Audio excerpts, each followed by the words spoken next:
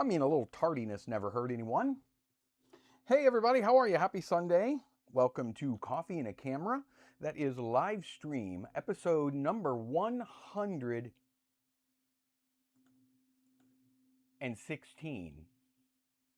116. 116 times, Nicole, we've done this. So glad to be here. I want to see who's here joining us today. We got radio saying Moop, followed up by Angus with the Meep. Meep and Moop. Meep and Moop are here. Jim Bricky is here. Hello, buddy. Mr. Jim Cahill. I'm here with bells on. Hey, there's Lyle. How are you, bud? Yay, 1 minute early. Hey, Bonnie. I fixed my Pentax Spotmatic. Yay. I saw that post. Did it help that our good friend, who appears not to be here yet, our good friend Mike, I think he gave you a suggestion on a website, on a Facebook group, which looked pretty cool. Maybe I need to join that group. It's a Facebook group all about fixing cameras. It looked pretty awesome. Whoop, whoop. Hey, there's Sprocket. How are you, buddy? Working better than ever. Oh, that's awesome. Yeah, what'd you have to do to fix it? By the way, radios, I got all your film. I just got your new batch of 3 rolls of film. So it's here safely. Hey, Barry, how are you, bud? Yeah, that's what I want to know, Dana. What did he do to get it fixed? What did he do to get it fixed? Hey, Jeffrey, how are you, bud? I pressed like before it started, but I will unlock if no Bentley content. You know, I kind of wondered if you were going to be here. Boom!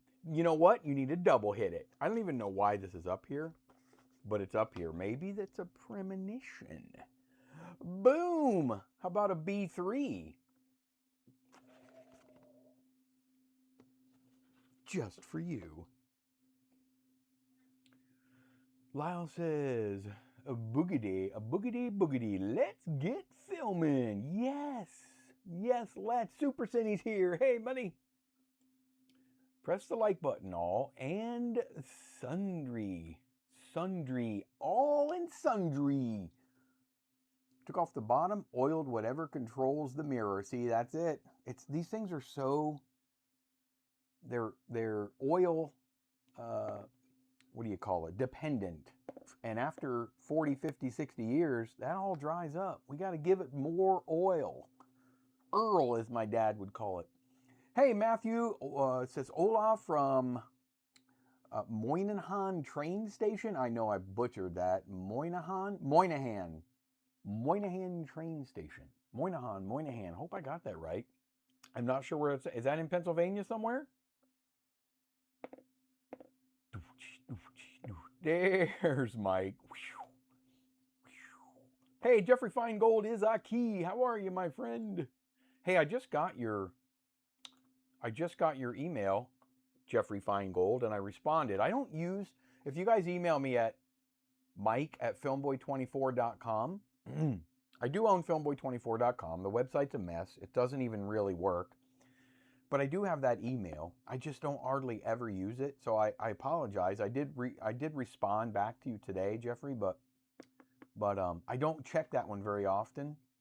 Funny story, true story. A couple years ago when I first got it, I set up the email and then forgot about it. I checked it about 6 months later on a whim, and I had about 65 emails, about half of which were from customers. Oh, I felt bad.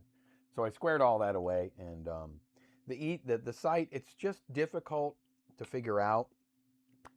I started building the site, and then I worked with the host that I'm using, and I had the SSL certificate where it's encryption, and I did what I was supposed to do for the certificate, and it was good for a year, and then I tried to do it again for the next year, and it didn't work, and even though I paid, I was like, just make the site work. That's all I want to do, just make the site, make it work. There's no viruses in it. I just open, it's just a simple page. But anyway, it won't even open anymore, so I'm getting with my old host, who's a friend of mine. They own a hosting service, and he said, you just move everything to me, Mike. We'll take care of it. And I still haven't done that. That's one of my to-do in 2026s that I still haven't done. So I need to do it. It's now working better than when I got it. Well, I hope so. It didn't work at all when you got it, right? Great news about the Spotmatic. Yeah, that was a cool group, Mike. I need to look deeper into that. Well, yeah, Kodachrome 2, most of the time it's not gonna be any good anyway, radios. You got the black and white Frankenstein. Is that the FPP stuff? Hey Charlie, how are you, buddy? Oh, the volume. You know what? It's so funny. I will do the volume because I messed that up. I still have it set on when I shoot regular YouTube videos, I have to tune it down, but when I do there, now it's back up to where it's supposed to be. But when I do live streams, I have to change the level and I forgot. So thank you. Thank you for telling me that, Dana. Yes, radios, I got them. Remember when having 25 vids seemed incredible? You know what? You know what, Sean? I remember that. I remember having just a YouTube channel and it seemed incredible. I can't even imagine. I know you got a ton more than I do. Well, at least a ton more subscribers. But how many videos do you have up now?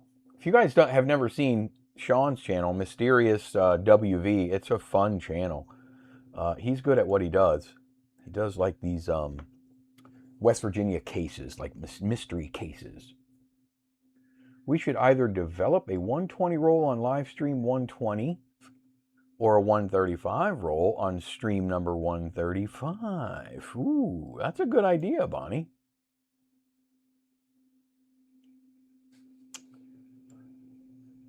I saw that, radios. I saw that lens. I'm jealous because I really want one. I wish I had, Mike. I wish I had a H8 reflex, but I don't.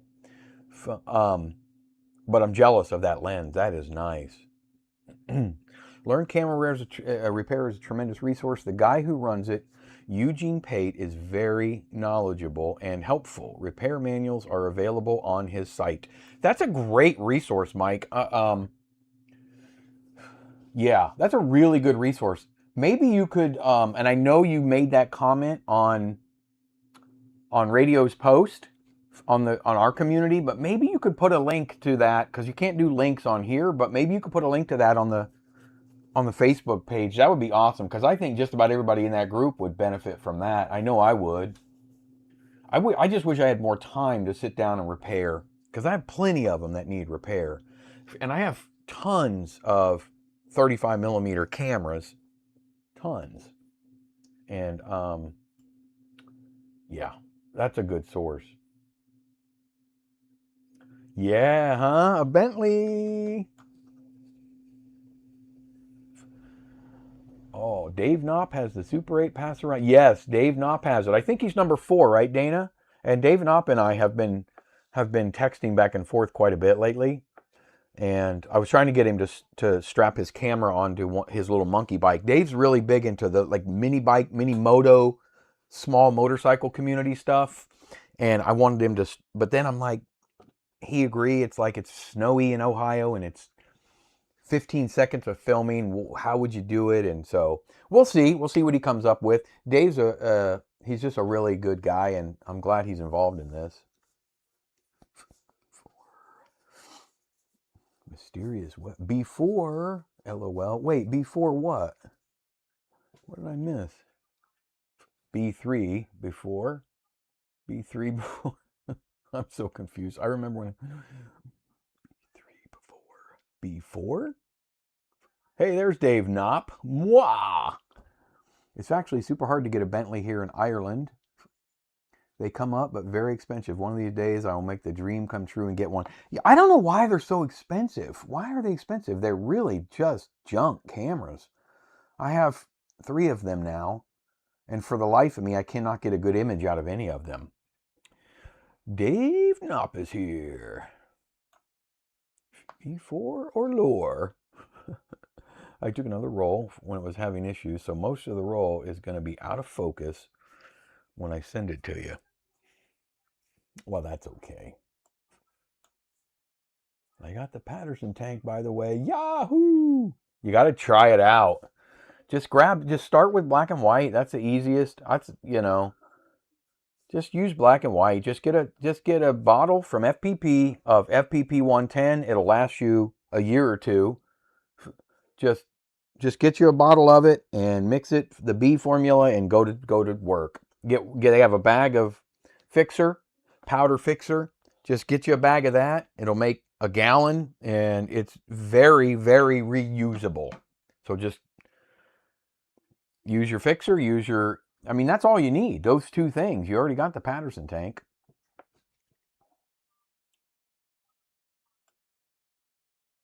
There was a joke about the monarchy that got lifetime membership in the automobile club for changing their Earl every 100 years. I want to be part of that club.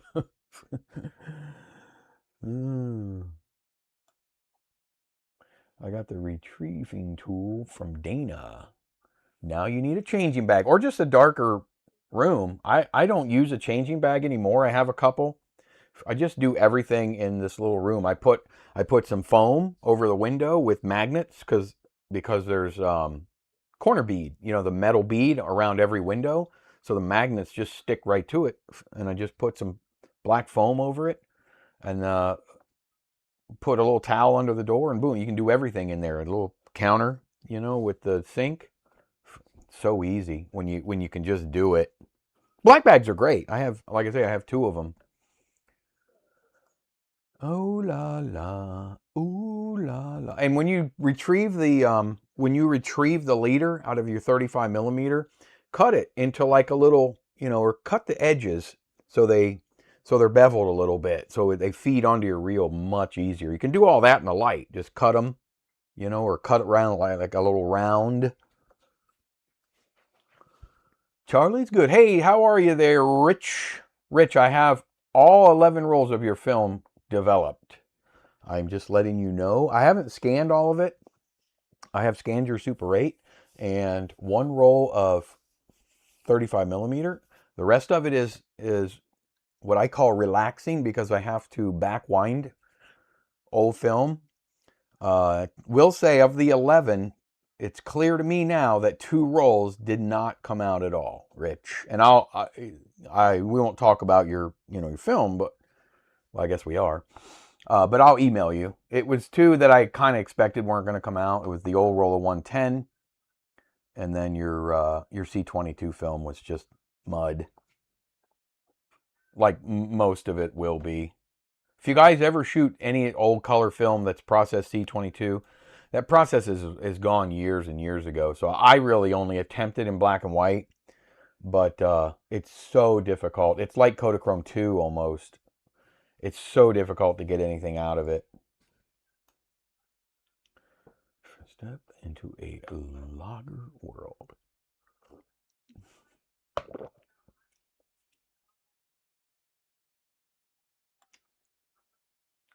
Sounds better now. Okay, good. Yeah, I had to turn the volume. Volume is excellent now.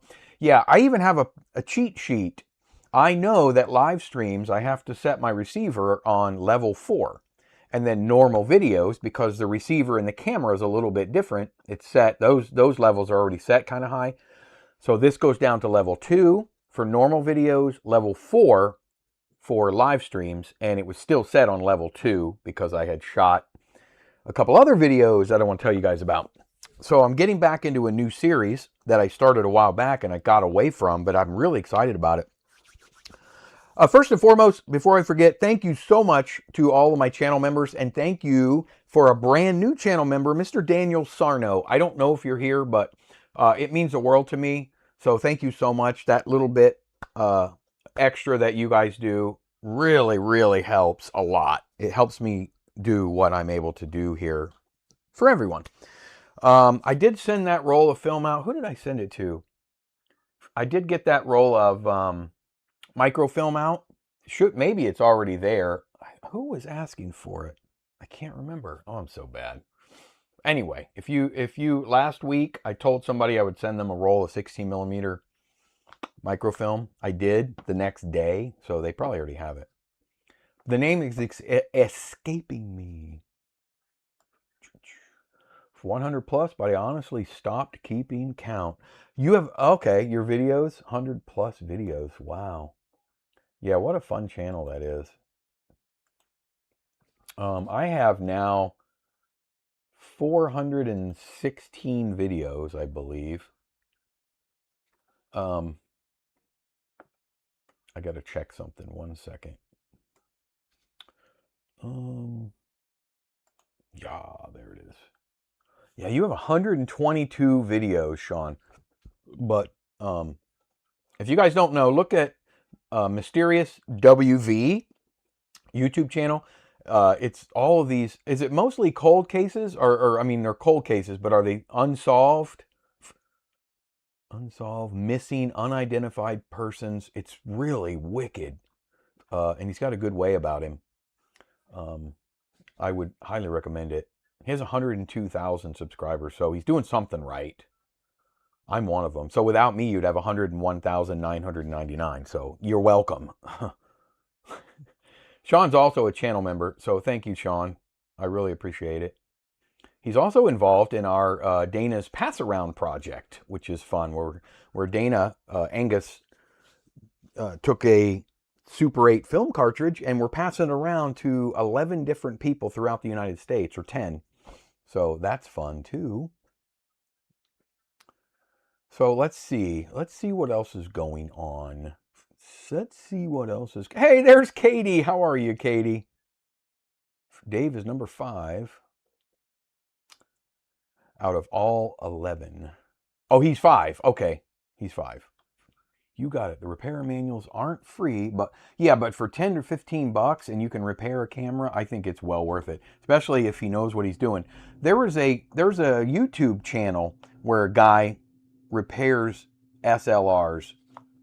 And he's very good at what he does. You can tell he's maybe a little older, and he just explains everything. And maybe you've seen him, Mike. I'm sure you have. It's just hands and talking, and he does it. And it's like Repair Clinic or something. I don't remember what the channel is called, but it's helped me a lot over the years too. Hey, Lyndon. How are you, Lyndon? Good to see you. Hello, Mike. Running a bit late. Hey, there's Jack. There's Jack. Yes, you are a little bit late, but that's okay. You're here. We haven't really done anything. I've been doing the same with a dark bathroom. I get the reel loaded in the first. It's just, yeah, it's so easy too. You got all the space in the world, right, Lyle? It's different than in a bag. I mean, you could get the little changing tent, that gives you more arm room in there, but man, just doing it in a darker room. Yes, Mike, there is. I have a follow-up to last week. It's kind of cool. An oldie. It's odd because I don't know if it's the same event. I dare I not give it away. You guys all are here and you've seen it. But the edge code is 1971 on this old roll of Kodachrome 2. But yes, we will be definitely watching that in just a bit.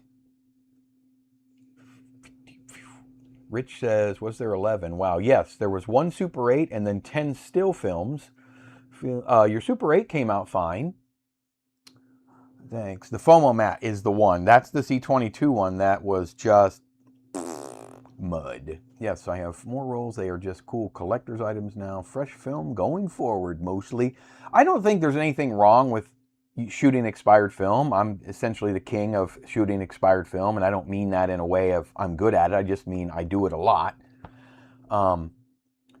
I think you just have to adjust for it. You just have to really kind of get a feel for it and know what you're doing with it for that. You usually have to overexpose it. Really old color film is so hit and miss. Old black and white stuff is usually a much better and safer bet if you're going to shoot old expired film. Color film can be fine. I would say in the 2000s, from 2000 on, maybe 2005, 6 on, color film is a relatively safe bet. You probably want to overexpose it a stop or two, but color film, those layers just did not hold up like black and white film did. Perk soon. Merch. Oh boy, I need merch, right? I don't know. Would I ever sell anything? Is it worth it? I've got quite a few myself, not all camera related. Merch, please. I want that. Woo. Yes. Wait, that was, where's he at? Mysterious. Mostly unsolved cold cases. You know, I love that. Bringing attention to them, too. If nothing else, for entertainment.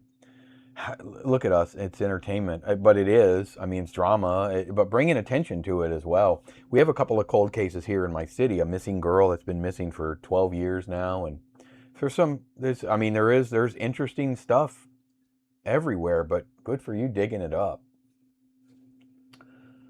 Play old records and show old audio gear. Thank you for the roundup, Mike. Well, yeah, of course. West Virginia was if it's West Virginia, it was a hunting accident. Oh, Barry.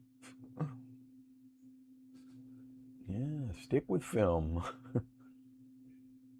Fix old cameras. That's it. That's it, Mike. He's close to me in Topeka. Okay. But excuse me. He knows his business. He's helped me on a few occasions with some AE1 stuff. Unbeknownst to him, you know. YouTube University, that's right. Bought Fujika Z2 single 8, repairs cameras for $27, 10 minutes cleaning off corrosion, and it works fine. Yes. Congrats. If I'm lucky, I may be able to use my 16BL and 100 feet of Orwo NC500. Wouldn't that be awesome? I do have some, I will tell you guys, I'm going to be the test. I'm the test pilot. Talk to Daniel Whitner again. You know I love my Wolfen now, but he has sent me some more Super 8 and some more. He sent me 2 rolls, 100-foot rolls of the brand spanking new, never released Wolfen 200 color film. And I'm either going to get one or both rolls professionally developed and scanned. I don't know yet. At least one. But I may shoot one and develop and scan it myself, and then we'll just look at the differences. But maybe I'll shoot them both at the same place and then have one professionally scanned. I think we're going to try Negative Land in New York, but we're going to have one professionally developed and scanned in 4K. And then I'm going to maybe develop and scan one myself, but I'll do another video and we're going to show the differences. But it'll be so interesting to see this Wolfen 200, probably in my Aeroflex. It's either going to be in my Aeroflex 16 ST or now it'll probably be that one. I was going to say or my CP16, but the CP16 you have to put the magazine on it, and then you do use a lot of film weaving it through. There's so many gears, and it's only a 100-foot roll. That's good for 400 feet because you know you get 10 feet of leader. So I think I'm going to use my Aeroflex for both rolls of that, just to give it the best possible chance at, you know, good results.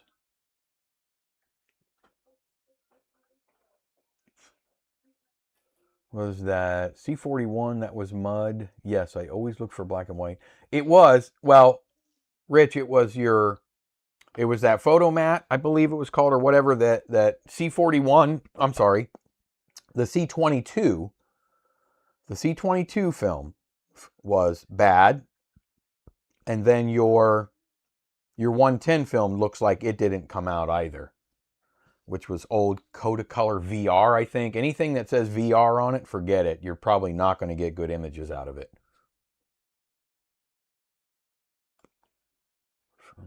Mike, have you ever had some expired film breaking inside your Super 8 camera? A buddy of mine had some expired Super 8. I haven't had it break inside the camera, but I have had it stop, and then the pull down claw on the camera, it just rips through the perforations.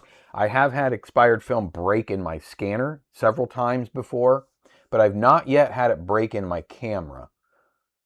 It's got to be in really bad shape for it to break inside your camera, I would think. These are full of expired film, mostly color from collecting old cameras, bags of cameras and accessories.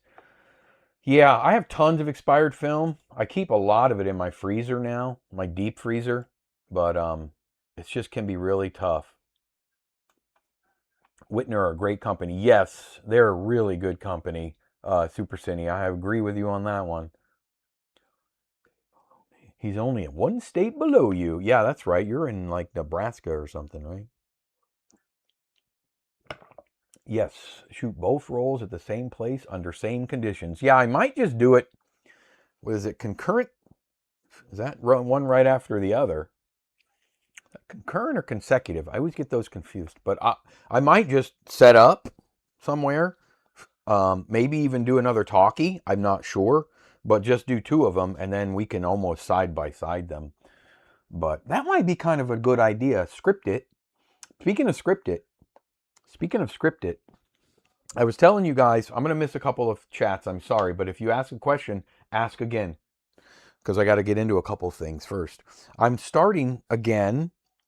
I'm going to be using, we're going to do unbox, shoot, develop, showcase. I know that's weird. It's a weird title, but I've done two, and then I got away from it. Where I'll unbox, and they did pretty well, the video. So I'll unbox like a funky film, or a film that I don't know or don't think will work.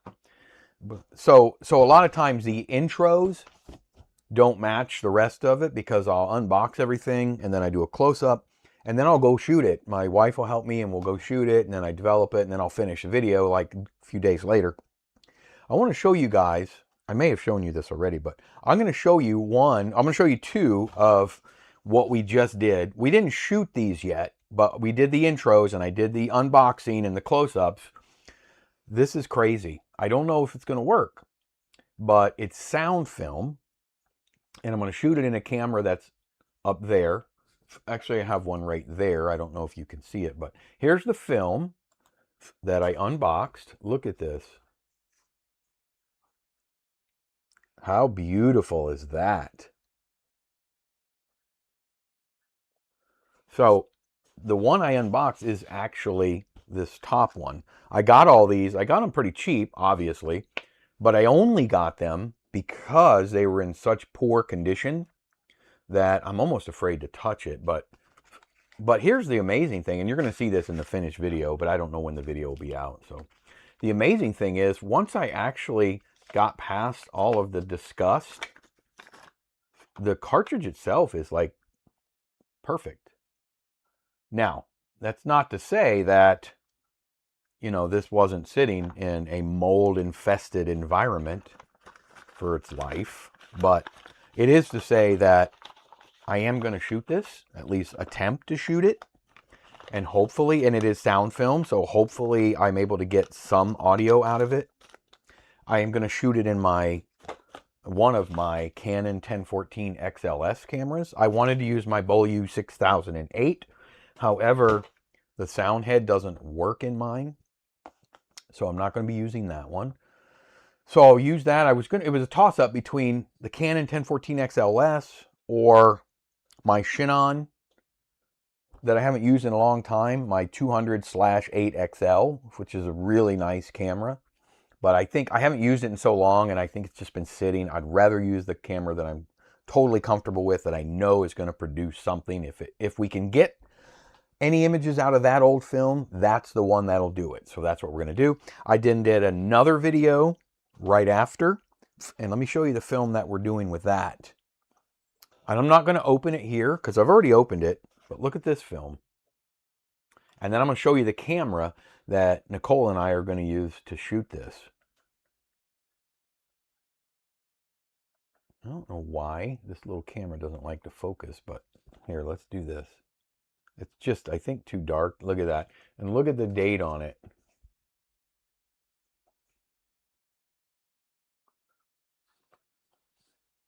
So this film was probably made in 41, probably. So how many of you were made in 1941? So here's the camera that will be shooting that roll. Anybody want to venture a guess to the exact model? I know you can see the make. We'll be shooting that roll in this camera. Let me scroll down and see if anybody got the, what do you think, Kodacam. That's what I should use, but Kodacam doesn't do sound. This is what we're using. Yes, Mike, it is. Which model? 70. It is the 70 series. See, this is the thing. These came out years ago in the 40s. That film came out in the 40s, so I kind of wanted to keep... These were more late 40s, but I don't know exactly what year this particular one was made. But it's not the DA. It's not the DR. It is, in fact... You're missing a couple. Ugh. And I've used this one, and I kind of just have low-end lenses with it. It's the 70DL. I'm not versed quite enough in all of these cameras to know the intimate differences between all of them. But this is one, obviously, doesn't take the big 400-foot mag like some of them do, or like one of them did. But that's what I will be shooting that old roll of film in. I actually did a standalone video on this camera. Kodak make a panchromatic danger film? A panchromatic danger film? I don't know. I don't think so. What did Jeffrey say? I saw Jeffrey made a... I'm going to back up a little bit. Rich says, definitely interested in the next film. Pass around, Dana. Either Super 8 or 35. My real name is Rich, by the way. Wow, I have the same old box of film. We probably all have very similar boxes of film in our freezer somewhere, don't we? Mike is like, what day of the week? What camera to use? I'm like, please, Gear, hold on till the next 3 minutes. No, before Tri-X, there was Super X. Yes, and then there was Super XX. And there was double X, and then this all kinds of X's. And then there were some X's that my dad didn't want me to watch. Anyway, so let's move on.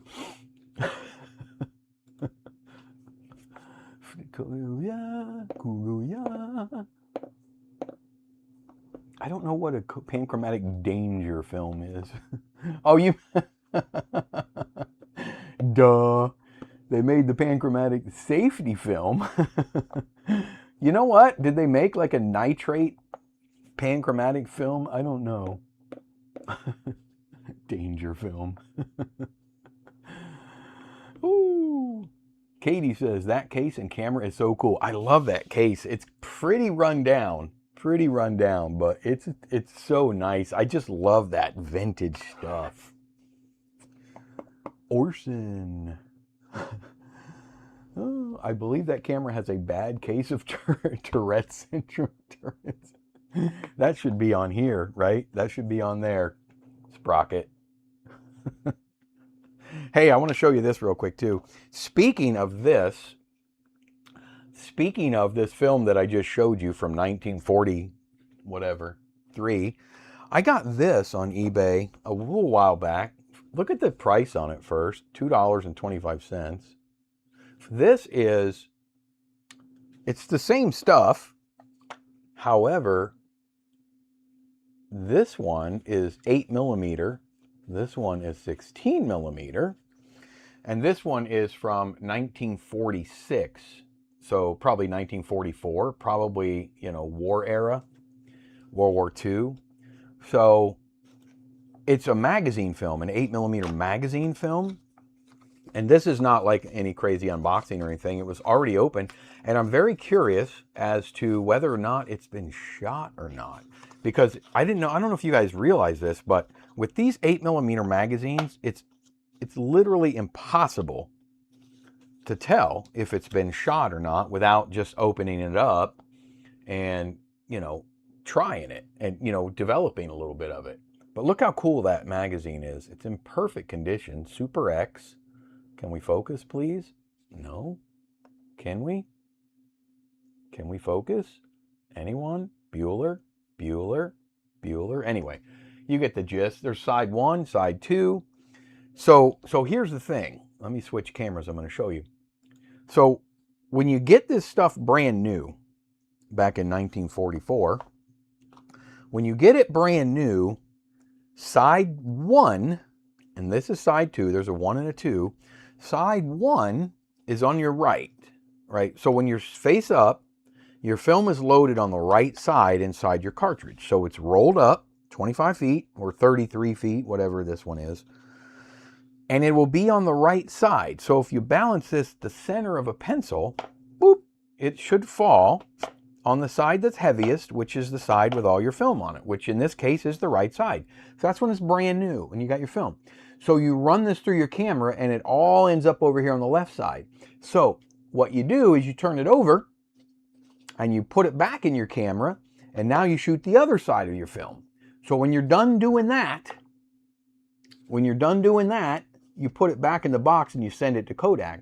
Well, once you're done shooting both sides, it's going to fall to the right again, because now your film that's been exposed on both edges, it's now back in the exact same spot it was in when you first brand new bought it.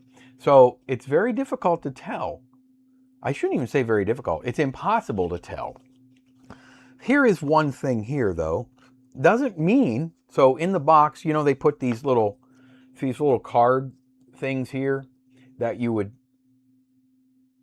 put in the little slot on the outside of your camera that basically tells you if you're shooting Kodachrome film or shooting whatever film, this film, here's your ISO range or your f-stops. It would just help you expose your film. You would change these out depending on what type of film you're shooting. Well, this was not inside the camera. So for me, that's not a good sign that this was shot already, because you would think that they would slide this into the camera before they shoot the film, unless they already had one inside the camera. So I don't know. To develop this, you have to take it apart, take the film out. I would have to cut a little piece of it off and test like one end of it, see if there's any images. And then if there's not, I'd want to shoot it. So I got to reload it. It's not impossible. In fact, I've done it before, but kind of a pain. So I am up in the air on exactly what I'm going to do with this. But it's very cool that I got it. Those magazines are awesome, aren't they? Wait till you see this one. When this video comes out, wait till you see the canister, the round can that it's in. It's really neat. They're okay to reload. They're pretty easy to reload, Mike. There's really not much to them. You got to roll a film here and it goes around and then spools up. That's it. It's kind of just keeping it all in place. That's the hardest part. They're really not hard to reload. I did have a video I did on them. They're not that hard to reload at all. It does. About the size of a cassette tape sprocket. Yeah.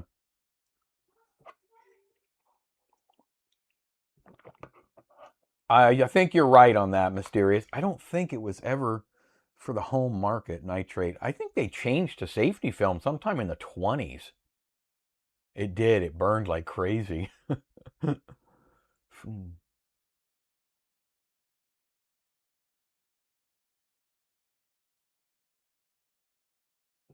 What metal carts, Jeffrey, are you talking about? Did you have one?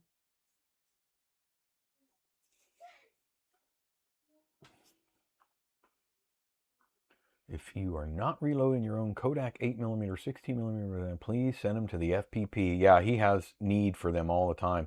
Dana, do you have any idea if, do they take 35mm cartridges? You know, like 35mm film. You cut it, you leave a little bit sticking out. I don't know if they take those, because I know they respool a lot of their own film to resell and put their own sticker on it, but are they ever, do you know if they're ever in the market for those? Because I've been saving mine, but I'm not going to need them.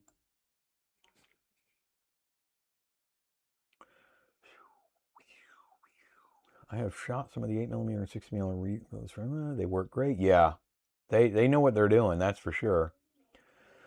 Mine has red tape round. That's Kodachrome, Jeffrey. Red tape was used by Kodak, and that's going to be old Kodachrome. boom, boom, boom. Shoot it. Worst case, you get a double exposure. No, I like that idea. I thought about that. But my fear is it was something cool from like the war era, you know, or something. And then I've just ruined it. I'm done ruining film from the olden days. Remember the 1920s film, the 100-year-old roll of film I ruined? That was found film. Whoo! If you can reload the one I sent you and send it back, I will pay you big bucks. I don't have any 8mm film to put in it. 8mm film's not very easy to come by. Well, I shouldn't say that, it is. But it's not as plentiful or easy to get as the other formats like Super 8 or 16. So I don't, Rich, I don't actually have any to put in it. But I'd be happy to send your magazine back with the negatives for sure. I'm thinking you mean the old Kodachrome one, right? I still haven't developed that. I do my best with found films, but I can tell you guys, I would not expect any results out of old Kodachrome magazines. I've done some 16mm ones. I've been trying to get more 16mm found film content.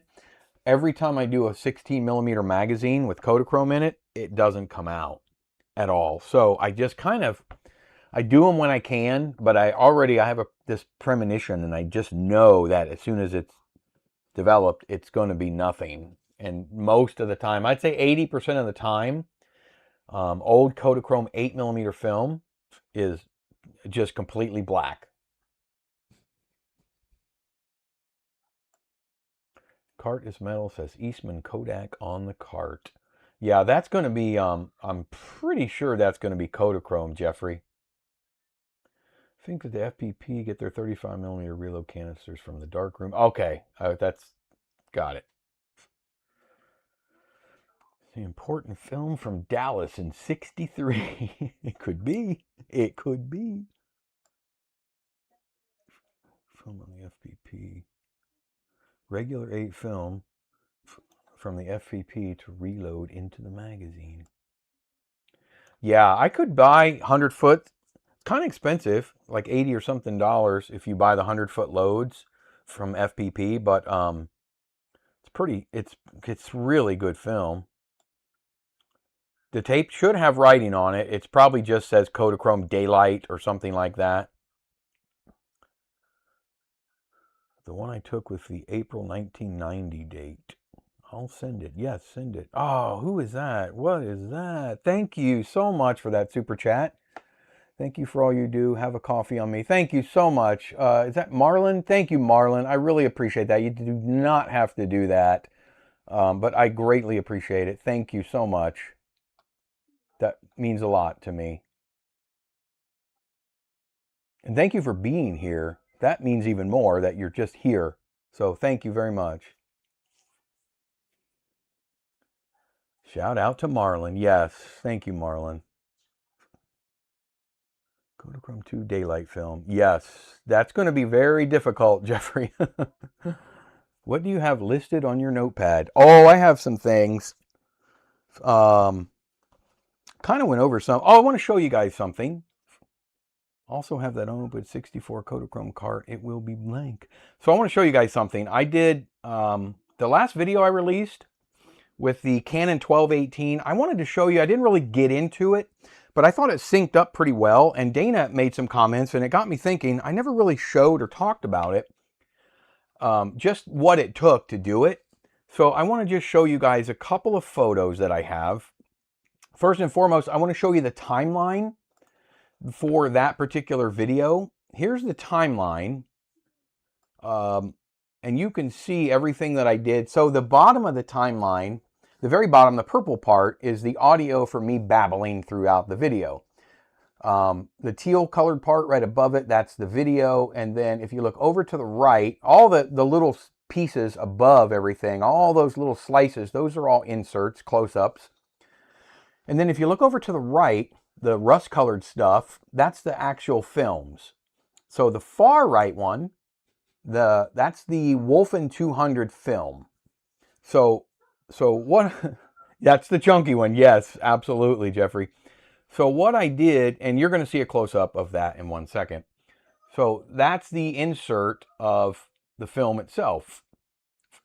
Oh, you use Vegas too, Sean. I love Magic's Vegas. I'm stuck on version 18 right now. I really need to upgrade it, but I've used it for years. I really like Vegas. It's just very user friendly. So I'll zoom into the to that film and the audio. So there it is, a close up. The bottom half is the audio where you can see the wavelength, and the top part is the film itself. Now I scanned the film. I shot it at 18 frames per second, and I scanned it frame by frame. And since I scan frame by frame, I leave the film alone and I chop up the audio a little bit. And for this audio, you can see the little cut points right there. So I cut it up, and I cut it right where it starts weaving in and out a little bit. And then I have to stretch the audio, which actually slows it down. You kind of move it around a little bit. So I had to slow the audio down a little bit to match my yappy mouth. Now, what that equates to overall with the 4 pieces that I cut is, on average, I slowed the audio down 97.625%. Now, what's that mean in terms of, what does that mean in terms of the speed of the camera? Well, the speed of the camera at 18 frames per second is actually running at about 17.5725 frames per second. That's what that means. So that, I just kind of wanted to give you a quick visual. My camera, my camera does run a tiny bit slower. Overall, it may go up, may go down, but overall, for a 3.5 minute cartridge of film, I was getting about little less than, or a little more than 17.5 frames per second. So that's kind of where I was with that. What in the world? Oh, what are you doing, youngster? You don't have to do that. Oh, that's just too generous of you. Look at this, kids. Thank you again, Marlon. You don't have to do that. Where do you recommend to send my Aeroflex 16 ST, a Claire NPR 16, and Canon Scoopix 16 to do a full CLA? Any suggestions in the Central Florida area? Probably not in the Central Florida area. And I'm gonna be totally honest with you. I have not sent mine out. I have an Aeroflex 16 ST. I wish I had an NPR, but I don't have an NPR or a Canon Scoopix. I know. Thank you so much, Marlon. But they're extremely reputable, and you probably have heard of them. The fellas in the Gall brothers, guys, help me out. It's. Hey Ben, how are you, buddy? It's scandalous. The Gall brothers. Mike, who are the Gall brothers? New Jersey, I believe. They're so good with camera CLAs, 16 millimeter Aeroflex. They're just really, really good. Dual. I was just escaping me, but Dual camera, that would be the first people that I would contact with something like that. They have just a really good reputation. Again, I haven't personally used them, but I have known about them for 25, 30 years.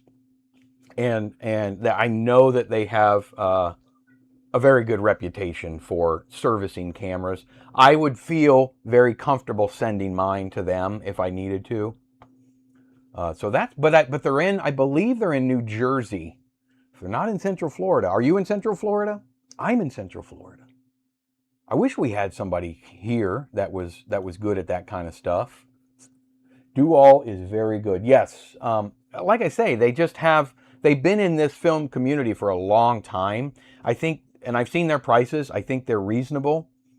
And you get what you pay for. So I just feel like they would probably be my first choice.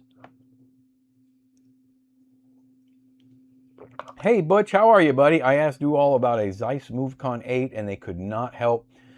Any other ideas? That's an odd one. I don't know that there's a lot of people that are working on 8mm cameras.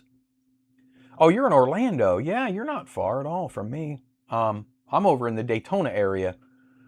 But, you know, it surprises me that there's no, with the boom of this film world that we live in now, I'm a little surprised there's not more people in big hubs like Orlando offering this kind of stuff. I wish there was. And if you hear of anybody in that area, please let me know. I would love to, yeah, I would love to have somebody closer to home that would do that was reputable.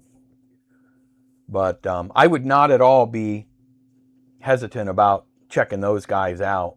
I have an Eclair NPR 16 and an Aeroflex. Well, I love my Aeroflex 16 ST. Mine's in really good condition. I'll show you. I don't know if you've ever seen it, but pardon me, guys and girls. But I have to move a couple of things. I have an Aeroflex BL magazine. Somebody sent that to me. But I'll try to get my ST down. Right now it has the yes, Mike, I'm wearing shorts. It has the crystal motor on it right now. But this is let me move this out of the way. Well, you know, Marlon, they're not light. They are a little expensive, the lenses, but there's somebody in one of the forums right now that was gifted one, and he wants to sell it. And I responded, and he was asking how much they're worth, and his looks like it's in a little rougher condition, but I said, hey, I got mine I paid $1,900 for everything for mine. So, you know, I think I told him, I said he had a zoom lens, and I said maybe $1,500 to $2,000, somewhere in that range. But I love these cameras. This is what I'll be shooting that Wolfen 200 16 millimeter in soon. Hey, thank you, Rich. Welcome, buddy. Welcome to the Spraiders. Rich became a member. You didn't have to do that, but I appreciate it. So this is exactly what I'll be using. I will not be using the magazine. It's a 100-foot roll, but flying Aeroflex, Bentley, almost the same thing. I do have a CP16 as well that I really enjoy. I don't know if you guys, I've shot with this a few times. I'll show you really quick while I'm standing up here. There's my CP16. My wife made this magazine cover just for light and a little bit of sound proofing it, but this thing's in really good shape too. Oh, I need to take the battery out of it. Is there a battery in it? Oh, and it's dusty. It was running. I had pushed the button. So let me get the battery out of that. You don't want to leave your batteries in your cameras, kids, like I do. Yeah, I wish I had an Eclair. I love those cameras. They're beautiful. Yes, they are beautiful. You know what I always wanted, Marlon, and I never got? And there's a couple on eBay. And then it just sort of left me. I love the CP16. I think it's just a good all-around fun camera. It's super, as you I'm sure know, it's super quiet. It's crystal control at 24 frames per second or 25, depending on where you're at. So I always liked that. I love their movement. It's, you know, it's just a good all-around, inexpensive entry camera. But I always wanted a gizmo. Have you guys seen the gizmo? I had the Frezzolini mic, and I wish I never sold it. It ran well, but I never had the opportunity to shoot with it. I still have the Frezzolini manual, printed manual over here, but I sold the camera, and I wish I never would have. But I always wanted a Cinema Products Gizmo, GSMO. They call them the Gizmos, but they are just the neatest looking, weird little cameras. But I never got one. And there are some available. They do pop up on eBay every now and then. And there's been one or two on there for quite a while. And I don't know if there's something wrong with them, but you know, they're just neat. They're neat looking, you know. The CP16s are super quiet. The Gizmos are supposed to be super quiet. I know the Eclairs are pretty quiet. The Aeroflex 16S or STs, really loud. The R16 and have never used it. You got to try it. I had an R16, but I never used it either. Rich, I know. Isn't that awesome, Lyle? Rich, and you didn't have to do that, Rich. I can assure you. But now you get the discounted rate. I like Rich a lot. He didn't have to do that. Finally make it official. You have helped me and I appreciate it. Well, I do what I can. You know, I wish I could do more, but the camera is almost as beautiful as Mike's Elmo 3600 album. Are you still in here, Dave Knopp? Dave and I we talked for like 3 hours on the phone the other day. And I'm hoping to be able to hook up with him when I'm going 2.5 weeks. I'll be gone for 10 days, but I hope to get to, there he is. He's still here. I'm hoping to at least for a couple hours be able to hook up with Dave and do a little something. So we'll see. Eclair was a choice of dock makers and B, horror of the 70s. Yes, because it's such a good camera. That's another one. I would like to, I mean, I'd like to have those, there's this little core, like 10 cameras, 16 millimeter that I would love to have, you know, that's the 16BL, you know, Aeroflex 16BL, the S, and then maybe one of the come on, you know, the Aeroflex SR. So I'd like to have that little line, you know. The SRs are expensive. Maybe get the SR1 where it's not quite as costly. But then the Aton, I'd love to have an Aton, you know, I'd love to have the 2 Eclairs, the NPR and the ACL. The Booyoo R16, you know, get into one of those, probably grab a Scoopik. Even though I don't really like the way they look, I love the way they produce. They're beautiful. I love Canon images. And then the Gizmo. I mean, there's like 10 that I would just be so fascinated by to have in my arsenal. My R16 works, but has viewfinder issues. I love an Eclair with some hot tea. Ericon Cine Voice. So I had an old Ericon 600 with you know, with the optical sound. But again, never got a chance to use it. I wish, you know. Eclair NPR is super quiet. I'd like to convert mine to PL so I can use my anamorphic lenses. Oh, that would be freaking awesome. That would be costly though, right? Do you do private consultations? Maybe I can pay for your time to get a few questions answered. No, you don't have to pay for my time. Yes, I will definitely, I would definitely chat with you. Email me anytime, Marlon, filmboy24@gmail.com. SR3 is a dream of mine. Yeah, I mean, there's one on eBay. There's one on eBay now. It might be a 2. But they want like $9 grand for it or something. When my crypto pays off. Yes, mine paid off. Yes, Marlon, email me anytime.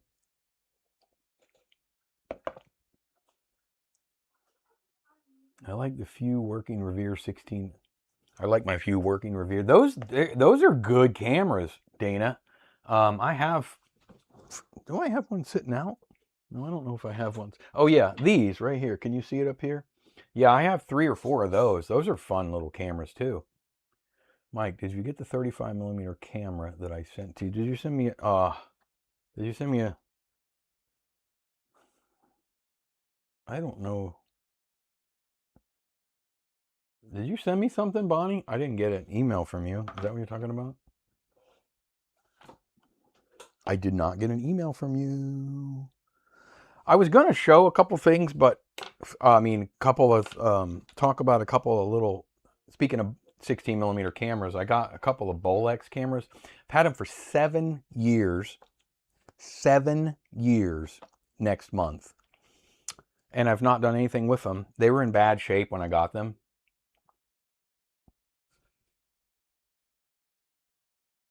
Oh, I saw that. I responded to you. No, I didn't get it. It looked a little rough.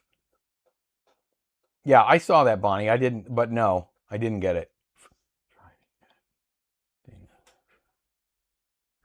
Yeah, so these I bought 7 years ago next month. I got them at a garage sale. This is an H16. These are super basic. This might be the Supreme, I don't know, but these are really basic. So what I bought, and I maybe overpaid. I didn't think I did at the time, but I paid $200 for everything. For everything. These are non-reflex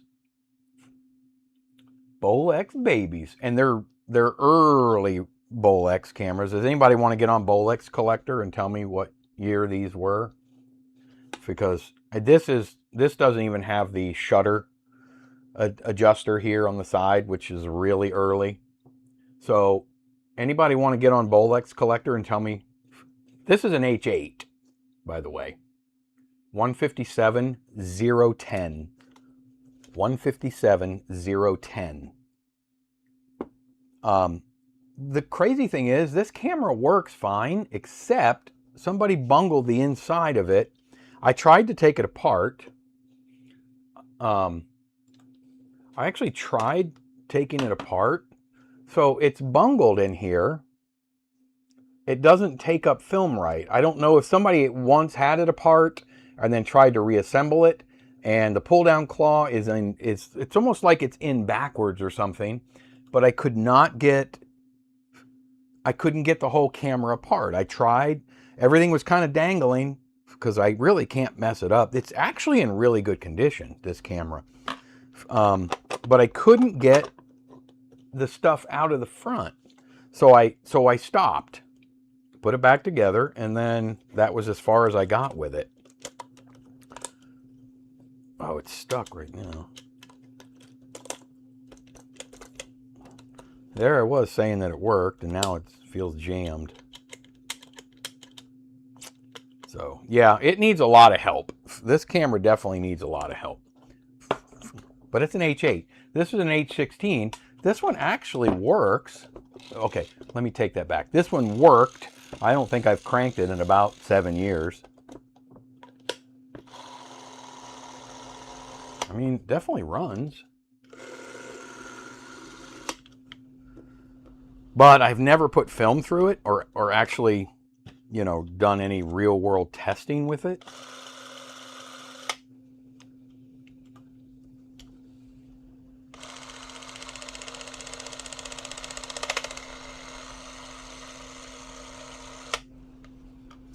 And it's odd because the hand crank, it sticks out. Can you see that? It sticks out from the body quite a bit.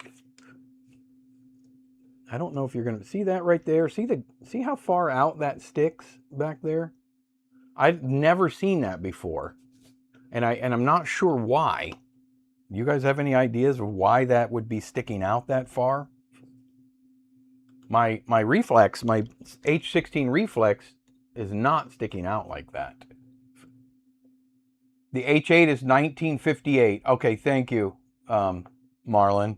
What about this H16? Let me find the serial number on this. Why is it not on there? Ooh, did somebody scratch it off? Where?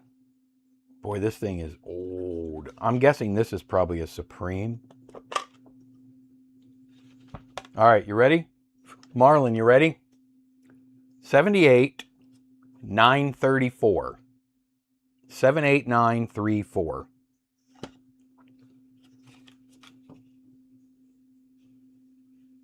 West Palm Beach Equipment Series. It says on the inside. Photo Equipment Service Company. West Palm Beach, Florida. Definitely needs some service. This camera is really, really in bad shape.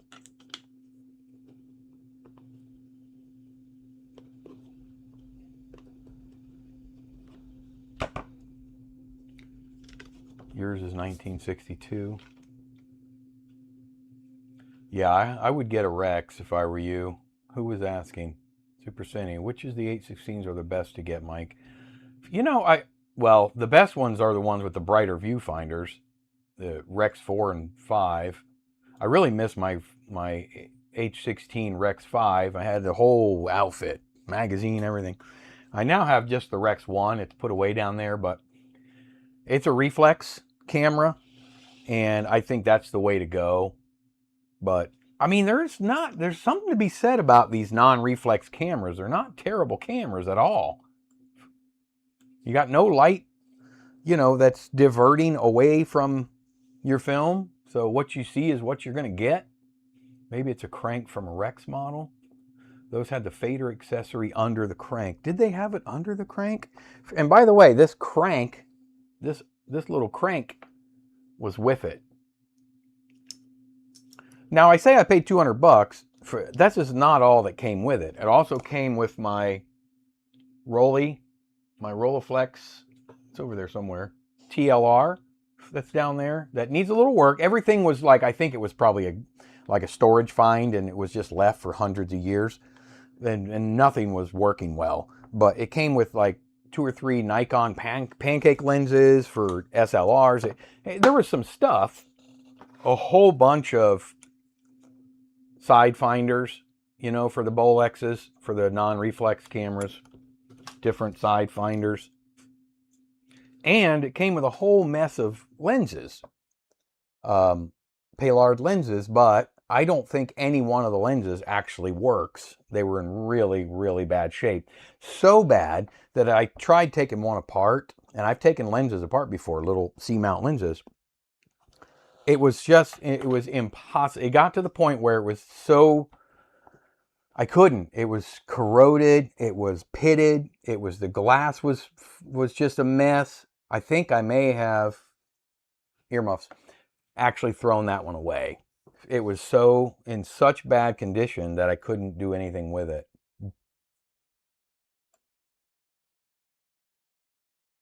eBay has a Bolex H16 reflex for $5K. That's just crazy.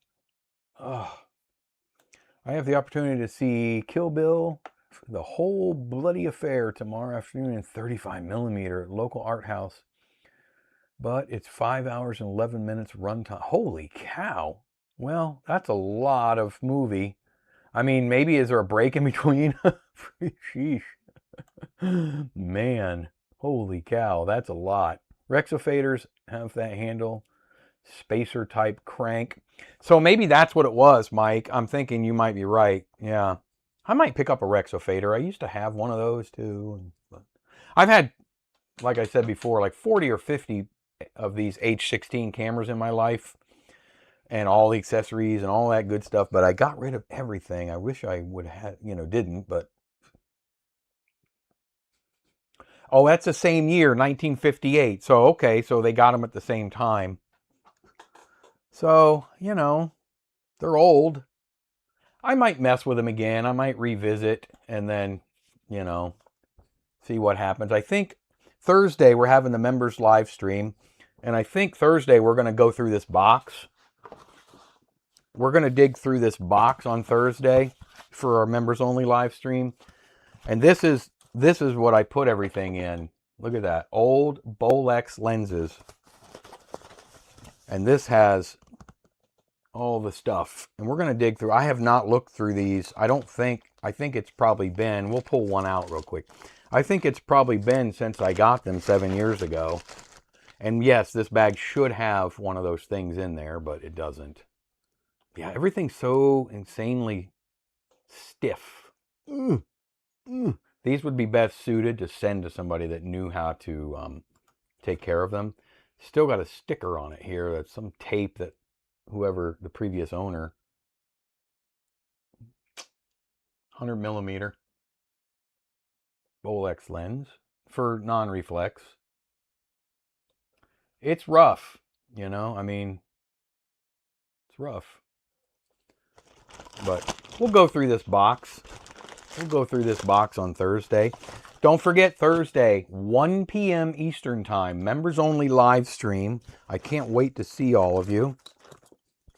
And we will be, this cable didn't work. Remember I talked about it? I did unwind it because I wanted to take this camera and move it into my developing area, and we were going to try to develop a roll of film. I did unwind it like you guys recommended and tested it. Still didn't work. So this one's going back. I did order another one. It's supposed to be here tomorrow. A better one, hopefully. And a USB 3, which that was supposed to be, but I think it's not. So we'll see if that one works. It's a little shorter. But if we don't develop a roll of film tomorrow, maybe we'll do Thursday. Maybe we'll take that old roll that needs help, that was all moldy, that was already shot and previously developed. Maybe we'll take that roll and try to bring it back to life. We'll do all that over there if we can. If we can, we'll see what happens. We'll see if I can get this to work. You guys know how techie I am when it comes to all this digital stuff.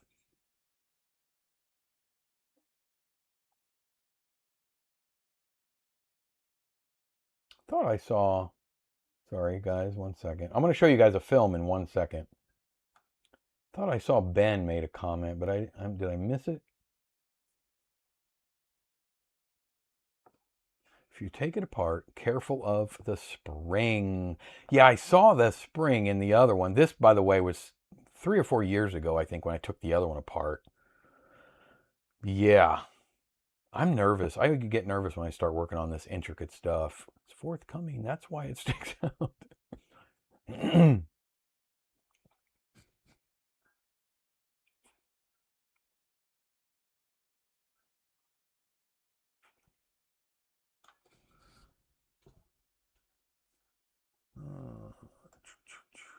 Rex 5s used to be around $2K to $2,500. Yes, I got mine for $1,000. And I wish I had it still.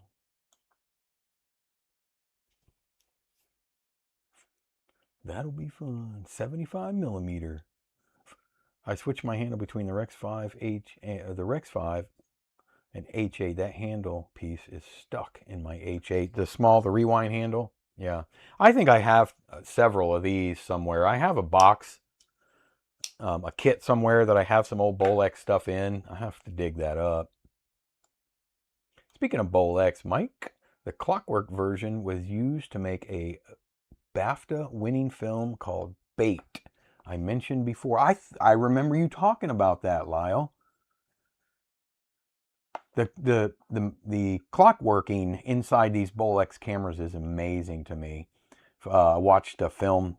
I'm sure you guys are familiar with, in the factory where they're putting it together, putting the Bolexes together, the pictures and stuff. It's amazing. It's amazing the work that went into these, 70, 80 years ago. And we can still use them today. That's a good question, Bonnie. Where's Jim Bricky? Jim, Bonnie wants to know, does anyone know where the best place to get a 4008 battery is? That's all Jim. Jim Cahill. He's like the 4008 guy.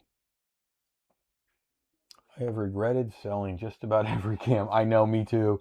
Ben says, I had now sold a UMIG C3M battery powered, right? I don't have any RX lenses, Fritz.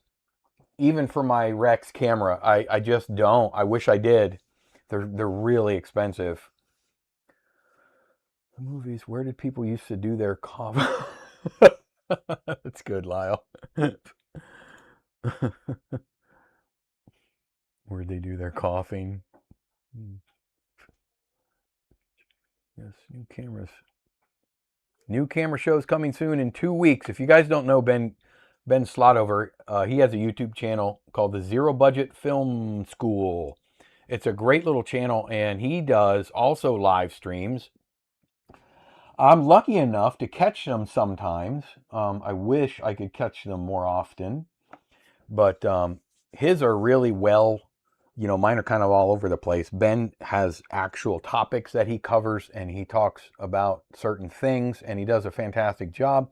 He is my buddy from overseas in London, I believe, somewhere in the UK, right, Ben? I don't know specifically.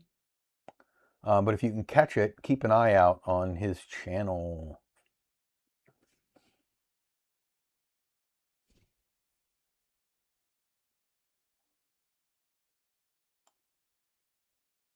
one's from Augustine on eBay.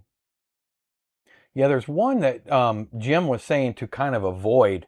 There's one from a seller in Canada that I have not used. I actually need to get batteries for my 4008.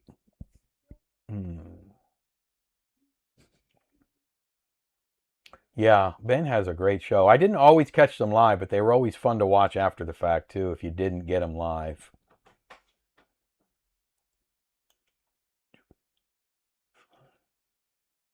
Hey, there's Bart. How are you, buddy? I was wondering what happened to you. Thanks for being here. You're in time for the film. From Duo, I think they only do ship orders in the U.S., at least only ship to U.S. on their website. Shipping has become so expensive to ship overseas, and I think that's why a lot of people have slowed doing it. The part that screws into the bottom. Well, it won't on this. What are you talking about? The part that screws into the bottom. Not sure what you're talking about.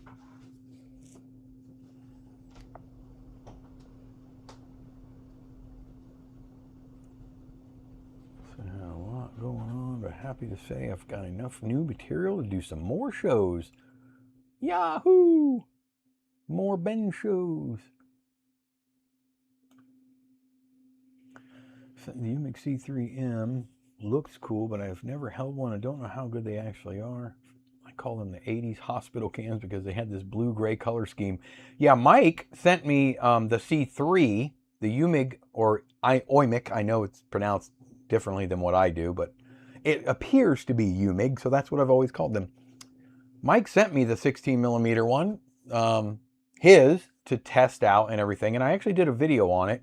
It's a funky camera. It's not my favorite to shoot. I will tell you that. Yes, Rich, I have one coming right now. I love Ben's videos. Yes, he's a lot of fun. Little fun fact, I was actually on a Ben live stream years ago. Ben and I kind of cohorted together on one of his live streams. Thanks for the plug, Mike. Of course, buddy. 4008 batteries from... Yes, he was going to send me one. He offered to send me one, but I didn't have a 4008 when he made the offer, but I do now. I'd love to check one out. Just waiting for the eyepiece so I can go filming. You get filming. Why is my ring going off? Hold on, guys. No, the wind.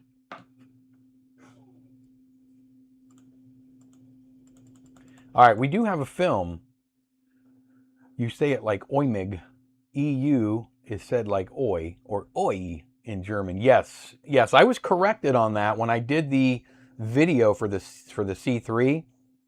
But I shall rest forever pronouncing it UMIG. I have 4 or 5 of those UMIG C16, not, yes, okay, C16s, both versions. Yeah, because there's a turret version too, right? Turret, the one you sent me was the turret version, and then a single lens version, I believe.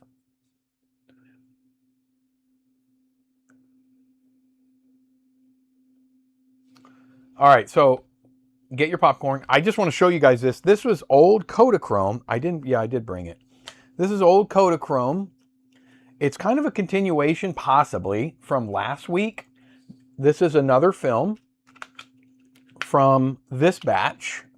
You guys remember this batch, this fun little box. And then we had these randos in here from somebody. I can't remember. I think it was from Maine, right? Oh, I'm here now. It was from Maine. If you remember last week, we had the parade. My understanding is pronounced UMIG. Well, that's how I pronounce it, Jim. Crazy Americans. So this is dated. The date code on this film is from 1971. It's a dot and a plus, or a circle and a plus. I was corrected by my buddy Fred from Kodak, and he said, no, it's a dot. Looks like a circle to me, but it's a dot and a plus. I did not stabilize this film after I scanned it, so expect it to bounce a little bit. Sorry. And I left the perf in there for you perf perverts, because I know some of you are perverts. I typically do not leave the perforation in, but I'm just following the trend that I did the last couple weeks. I'm a trend follower, Nicole. You know that. I'm a trendsetter? No, I'm a trend follower. My wife eating yogurt. All right, let's show the film. I have enough babbling. You guys know I babble. Yeah. Excuse me, Peanut Gallery? I heard a yeah in there from the gallery. All right, 19. I'm guessing it's a continuation, but we'll see. Here it goes. You ready? All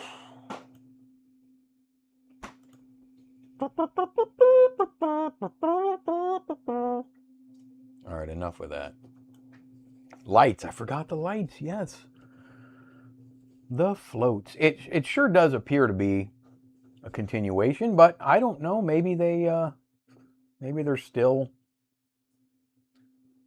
were filming them back before the one we saw last week. I don't know. I know, right, Mike? A parade. Hey, I told you it was a continuation. I love parade footage, old school parade footage. Great colors, right, Rich? Old Kodachrome 2. This is Kodachrome 2. Filmboy24 pervert hat or hoodie. Yeah, you don't get colors like this much anymore. I got to tell you, though, the new Ektachrome 100D, I know some people will fight me on it, but I love the colors you can get out of that.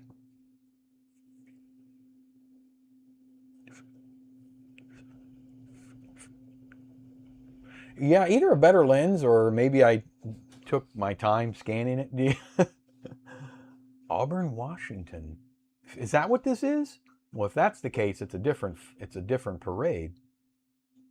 I have not done any research on this, so let's get the research hounds out. What do some of these signs say? I'm not sure. That says Maine. RC Cola. You remember that? I used to love RC Cola. I don't drink a lot of cola these days.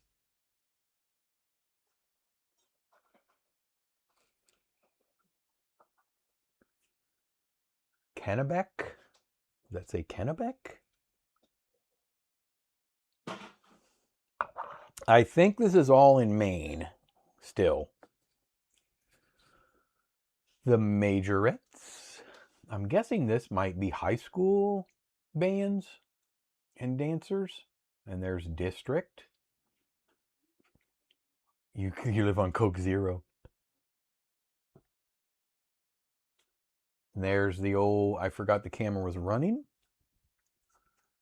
Auburn, Maine. Found old references to Auburn bowling now in a mall. I'd love to know what this street looks like now. Wouldn't that be kind of cool? If somebody lived in Maine, find this street and shoot us a little footage of this actual street. Problem is, I don't know what street it is.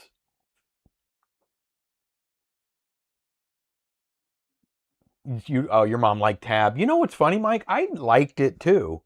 I kind of like Tab. And you can still get it here and there. I haven't had one in years and years and years, but I actually liked it. I was in the minority, I know.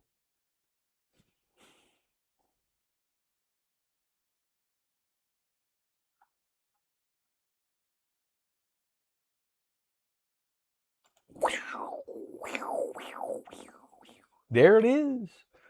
How about a Fresca? So, Ben, what's the movie? How about a Fresca? Is that what you're referring to, or were you just asking actually about a Fresca? Because I liked Frescas, but do you know the movie? Come on, let's dig. How about a Fresca? Who knows that movie? So it's Main Street, USA. That's exactly right, Jim. That's exactly right. Sold discs to a customer in Maine. I'll have him watch this and oh, cool, yeah, see what he thinks. Surge is the only thing I want back before Plus X. Surge, is that a soda? Surge? I don't know that one. Surge Rock. Maybe I do. Surge. I see Canadian flag in there. I think they are kind of close to Canada, right? DNL. How about a Fresca? Nobody knows that movie. Come on. It's a comedy from the 70s here in the U.S. Kennebec River. My sister Betsy lives in Portland, Maine. RC Cola is $4 now. Oh my goodness. Whoa.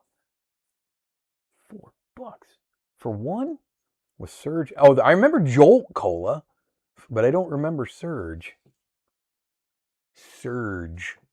You know, when I hear Surge, I think Serge from the Beverly Hills Cop movies. It's Serge. There it is. Sean, thank you. Sean's got it. That's it. It was the judge, Ted Knight. How about a Fresca? Rubbing his head. Mr. Scholarship winner. Ooh, boy, they ruined it with Caddyshack too. Fill it to the rim with brim coffee. Man, you guys are throwing it back. Did anybody here drink coffee that was instant? I know you develop film with it now, but did anybody actually? My mom would do that sometimes, and well, I've done it too. I'm sure everybody did in the 70s, but in 80s probably. But instant, it was like freeze dried brewed coffee. Folgers Crystals. Sanka. You remember Sanka? That was like all about, that might have been decaf, but it was all about instant coffee. Do you still drink it, Katie? I mean, I would if I had to, but I don't really drink instant. I do make caffeinol out of it. I know my buddy Ben, he knows it. All I know is Orange Whip. Orange Whip. 3 Orange Whips. I don't know Orange Whip. What do you say? Now I remember Sanka. Man, Sanka. Sanka sucked. Chock full of nuts. Or 8 o'clock. Remember 8 o'clock? Chock full of nuts was a classic. You know, we could go on forever on the old school. Whew. Man. But who remembers this? And people teased me for years. Mikey will eat it. Mikey likes it. Mikey eats anything. Coffee is a little expensive now, isn't it? And wouldn't you know it, my wife likes Starbucks and Death Wish. So, is it Death Wish that you drink, Nicole? She likes really, really bold coffee. So hers is, you know. I've been getting a lot into flavored coffee now. And we use a Keurig, but I buy bags of the different flavors that I like, and I put them in the little brew your own cup. You like Death Wish beans. Yeah, she loves that coffee. Barks root beer, please. Barks was good root beer. Still is. Barks root beer. All right, kids. Well, hour and a half deep. I'm going to have to bow out, but do not forget this Thursday for our members only live stream. Make sure you show up. Rich, my new member, be there if you can. 1 p.m. Eastern time. Marlon, thank you so much. You went over, above and beyond. You did not have to do that. I promise you. You could still email me anytime you want. But I appreciate you. Oh, we got to do a joke. You're right. Sorry. We got to pick 2. You know, we're going to let Marlon pick the first one. If you're still here, Marlon, you are welcome. Marlon, this is a deck of cards, and we do this goofy thing. I don't know. Maybe you've lurked in the past where we say these ridiculous dad jokes. This is a deck of cards, and I'm going to take out the ones that we've already used. So give me 1 card, and then I'm going to take the first one I see after Marlon. But if it's a card we've already used, I'll just say pick a new one. We have not heard any of these ridiculous jokes, so I'm going to let Marlon pick the something of somethings. I'm glad you did too, Bart. The 6 of sevens. 6, 7. Piper's in there with her friend. Piper had a friend spend the night the last 2 nights in a row. She's like in heaven. In heaven. So we'll give Marlon a minute. Marlon, if you're here and you want to pick a card, just say any card. And then we're going to read the joke that's on that card. See, every card has a joke on it. And then I'll take another person and it'll battle. See whose joke was funnier.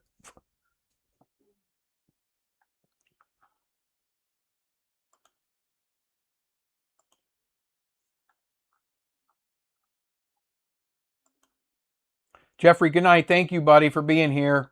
I appreciate it. I know it's late over there, isn't it? 7 of Hearts, says Marlon, and that one is right there. All right, who's going to battle? Not Jim Cahill. You've won the last 2 battles. Who's going to battle? Every card has a joke on it. Are you sure?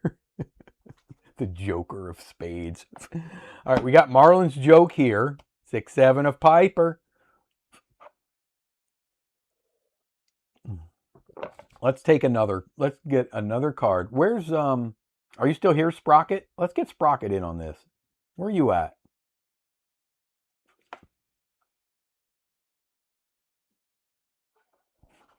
The dad joke, Queen of Diamonds.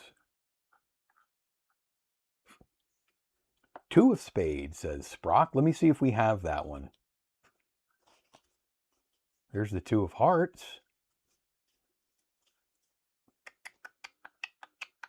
That one's been said. Give me one more.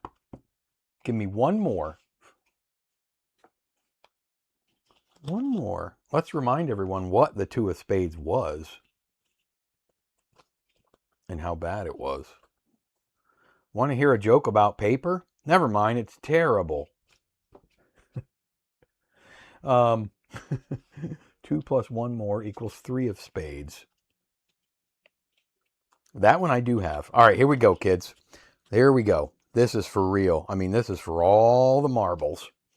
We have Marlon, our new buddy Marlon, versus Sprocket, the king of perforations. Marlon says, this is Marlon's picked a joke. How do you make 7 even? How do you make 7 even? You take away the S.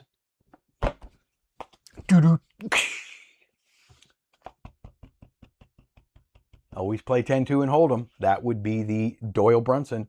You take away the S and you make it even. Get it, get it. All right, that was Marlon. Here is our buddy Sprocket. Why are elevator jokes so classic and good? Why are elevator jokes so classic and good? I'll tell you why.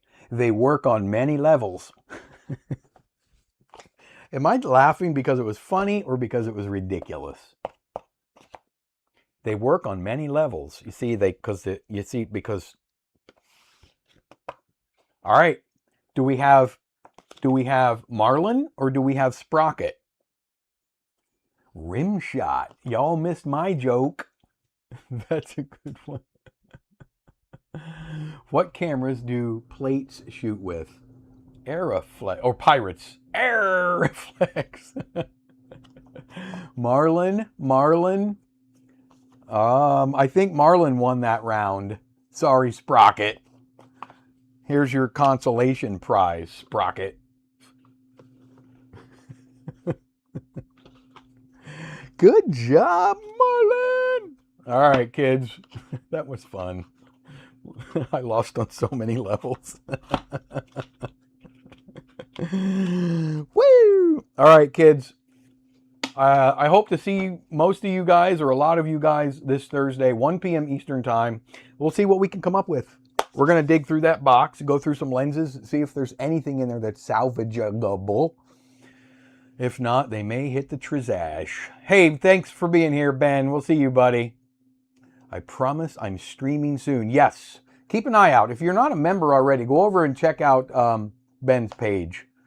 Just subscribe to his YouTube channel, Zero Budget Film School, and he does a live stream too. That's a lot of fun, interactive and whatnot.